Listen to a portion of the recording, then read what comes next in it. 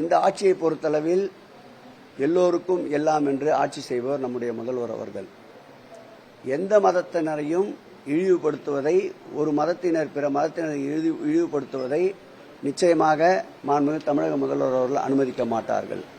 நேற்றைக்கு புகார் கொடுத்ததாக இன்றைக்கு கூட நான் பத்திரிகை வாயிலாக அறிந்திருக்கின்றேன். நிச்சயம் சட்ட வல்லுநரோடு கலந்து ஆலோசித்து தவறு இருப்பின் உறுதியான நடவடிக்கை இந்த ஆட்சி எடுக்கும்.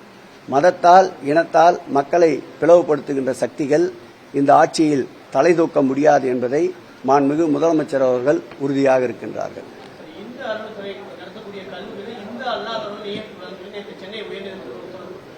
நானும் இன்றைக்கு பார்த்தேன். ஏற்கனவே இந்து சமய அறநிலையத்துறையின் சட்டமும் அதைத்தான் சொல்லுகிறது. நீதிமன்றம் வழிகாட்டுகின்றபடி சட்ட வல்லுநர்களை ஆலோசித்து அதன்படி செல்வோம். திருப்பதி கோயில் நிர்வாகத்தை பொறுத்தவரை இந்துக்கள் அல்லாதவங்க கோயில் வளாகத்திலேயோ கோயில் அருகிலே இருக்கக்கூடாது, அதை மாற்றப்பட முடியாது. அது மாதிரி ஒரு நிலை இந்து அறநிலையத்துறை இருக்குமா?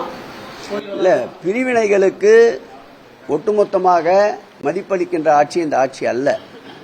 அனைவரும் சமம் என்பதுதான் இந்த ஆட்சியுடைய கொள்கை. அதே நேரத்தில் சட்டத்தை மதிக்கின்ற ஆட்சி இந்த ஆட்சி. சட்டப்படி இந்து சமய அறநிலையத்துறையின் சட்டம் என்ன சொல்லுகிறதோ அதன்படி செயல்படுவோம்.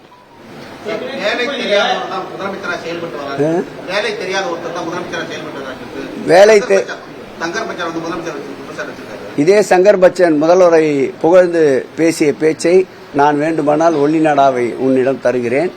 கடந்த ஆண்டு மாண்புமிகு தமிழக முதல்வருடைய பிறந்தநாளை முன்னிட்டு YMCA திருமண மண்டபத்தில், வெப்பேரியிலே இருக்கின்ற திருமண மண்டபத்தில் சங்கர் பச்சான் புகழ்ந்த புகழ் இதுவரையில் திராவிட முன்னேற்ற கழகத்தில் இருக்கின்ற பேச்சாளரோட பேசியிருக்க மாட்டார்கள். அந்த அளவு புகழ்ந்தவர். இரட்டை நாக்கு படைத்தவர்களுக்கு எல்லாம் பதில் சொல்ல விரும்பவில்லை.